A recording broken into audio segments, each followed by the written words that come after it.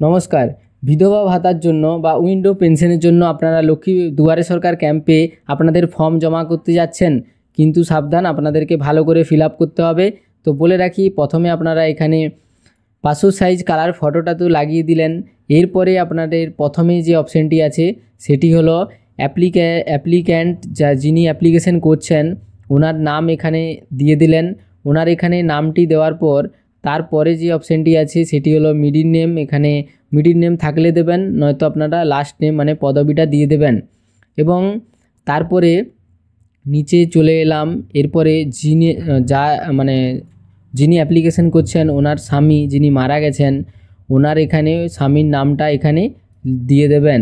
স্বামীর নামটা দেওয়ার পর প্রত্যেকটা ঘরে কিন্তু একটা করে অক্ষর বসাবেন এবং প্রত্যেকটি অক্ষর যেন বড় হাতের হয়ে থাকে, ক্যাপিটাল লেটারে। তো বন্ধুরা, তারপরে দেখুন, তারপরে আছে জেন্ডার, এখানে মেল না ফিমেল আপনারা এখানে তো তারপরে দেখতেই পাচ্ছেন এখানে তারপরে আছে জেন্ডার, এখানে তো ফিমেলই হবে। ফিমেলটা আপনারা এখানে এফ করে দিলেন।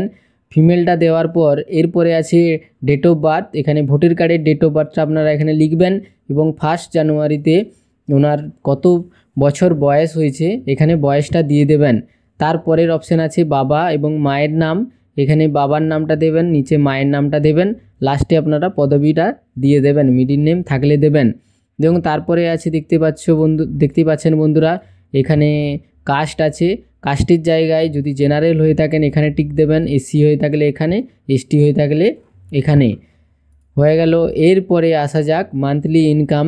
বন্ধুরা, আমি আপনাদেরকে বলে রাখি, মান্থলি ইনকাম 1000 টাকাই করে রাখবেন, এর বেশি আপনারা দেবেন না, যেই যাই বলুক। আপনারা 1000 টাকা এখানে মান্থলি ইনকাম করে রাখবেন, ব্যাস ছেড়ে দেবেন।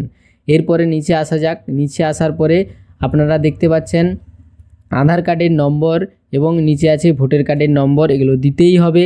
আপনাদেরকে আগের ভিডিওগুলোতে বলেছি, স্টার মার্ক থাকলে কিন্তু সেইগুলো ফিল আপ করতেই হবে। এরপর নিচে আসা যাক কন্ট্যাক্ট ডিটেলস। কন্ট্যাক্ট ডিটেলসে কি না, পুরো অ্যাড্রেসটা আপনাদের লিখতে হবে। এখানে আপনারা ডিস্ট্রিক্টের নামটা দেবেন, আপনারা কোন জেলা, তারপরে পুলিশ স্টেশন মানে থানা, এবং এখানে ব্লকের নামটা দেবেন, তারপরে গ্রাম পঞ্চায়েত মানে অঞ্চল অফিসের নাম, তারপরে আপনাদের গ্রামের নেম, তারপরে হাউস নম্বর চাইলে দিতে পারেন, নয়তো নাও দিতে পারেন। কন্ট্যাক্ট ডিটেলসটা হয়ে যাওয়ার পর এরপরে আপনাদেরকে নিচে কন্ট্যাক্ট ডিটেলসের আরেকটু অপশান বাকি আছে, যেমন এখানে স্ট্রিট নেম আপনাদের গ্রামের নামটা দেবেন, তারপরে পোস্ট অফিস, তারপরে আছে পিনকোডটা দিয়ে দেবেন। তারপরে এখানে দেওয়া আছে আপনারা কত বছর ধরে ওয়েস্ট বেঙ্গলে বসবাস করছেন, এখানে দিয়ে দেবেন। মোবাইল নাম্বারটা কিন্তু ম্যান্ডেটারি, মোবাইল নাম্বার দিয়ে স্ট্যাটাসটা চেক করতে পারবেন, মোবাইল নাম্বারটা দিয়ে দেবেন ভালো করে।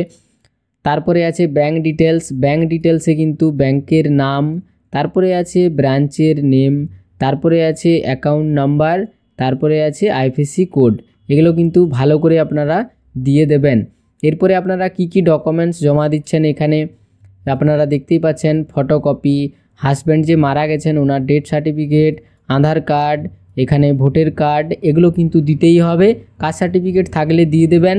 এবং নিচে আপনারা দেখতে পাচ্ছেন ইনকাম